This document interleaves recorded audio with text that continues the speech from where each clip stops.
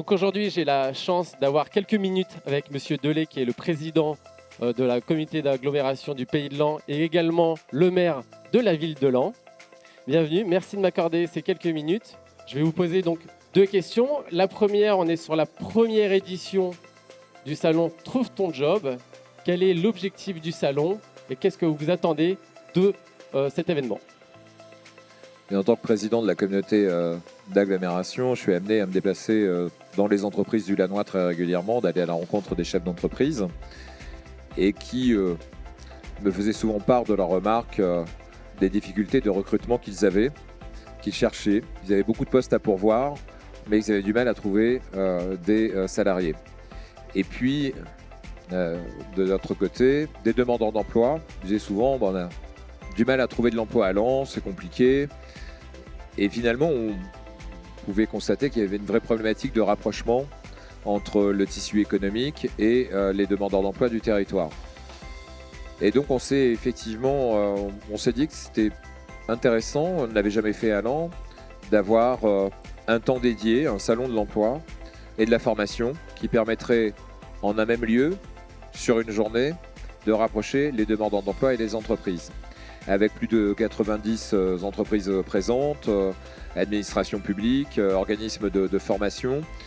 C'est une opportunité formidable pour les jeunes et les moins jeunes, les demandeurs d'emploi, les jeunes qui recherchent une alternance, et bien de pouvoir rencontrer dans un temps suffisamment court énormément d'entreprises ou d'organismes de formation et de déposer leur CV. Voilà, plutôt que de faire le tour des entreprises ou d'envoyer de manière un petit peu anonyme ou en tout cas impersonnelle leur CV et leur lettre de motivation dans les entreprises.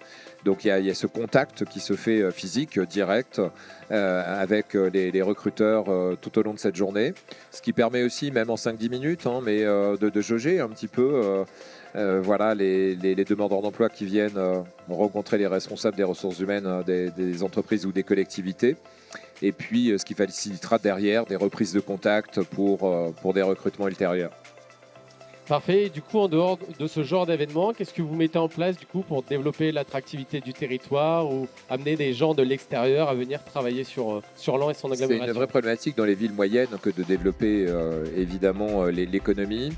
On a la chance d'avoir un tissu d'entreprise qui se porte plutôt bien, qui investit sur le territoire, qui se développe. Le rôle d'une ville ou d'une communauté d'agglomération, c'est de les accompagner dans leur projet de développement. Donc on a des fonds d'aide à l'immobilier d'entreprise, des fonds d'aide aux artisans et aux commerçants pour les aider à se moderniser, pour les aider à investir, à acheter de nouveaux matériels ou à construire ou étendre leurs locaux. Donc il y a un développement endogène qui est important, il y a une belle dynamique de nos entreprises. On avait fait une étude avec la Banque de France notamment pour voir l'impact de la crise sanitaire sur nos entreprises et on avait constaté qu'elles s'étaient bien maintenues et qu'elles avaient continué à se développer ou en tout cas ne pas perdre trop de chiffre d'affaires pendant la crise sanitaire et qu'on avait plutôt des moyennes qui étaient supérieures à ce qu'on pouvait constater sur d'autres territoires. Donc il y a déjà une belle dynamique avec le réseau des entreprises existantes. Et puis on essaie d'attirer de nouvelles entreprises évidemment sur le territoire en développant une offre foncière, notamment une zone qui est le long de l'autoroute A26 qui est extrêmement stratégique, qui est la zone du Griffon, où on a pu accueillir notamment l'entreprise de taillage de lin, l'entreprise de Coq récemment, et puis on a pu signer un compromis de vente récemment avec P3 Logistique Europe qui commercialise ou qui va commercialiser une trentaine d'hectares pour développer de l'activité logistique sur la zone du Griffon avec potentiellement 250 à 450 emplois à la clé. C'est une zone extrêmement stratégique par rapport à son positionnement par rapport au nord de l'Europe et à cette proximité de l'autoroute. On est aussi dans une problématique actuellement d'aménagement du territoire avec la politique du zéro artificialisation nette où le foncier commence à devenir une denrée rare.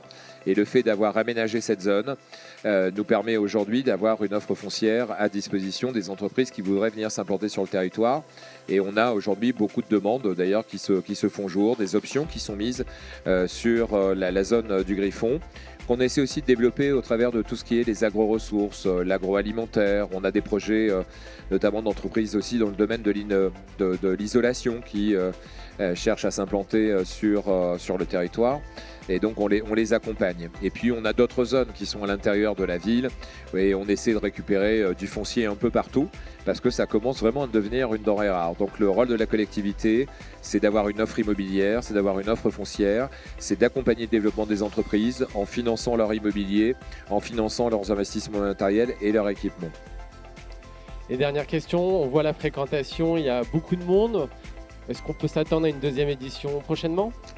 Très certainement. Alors on en fera le bilan ce soir avec l'ensemble des entreprises présentes, des organismes de formation, des administrations.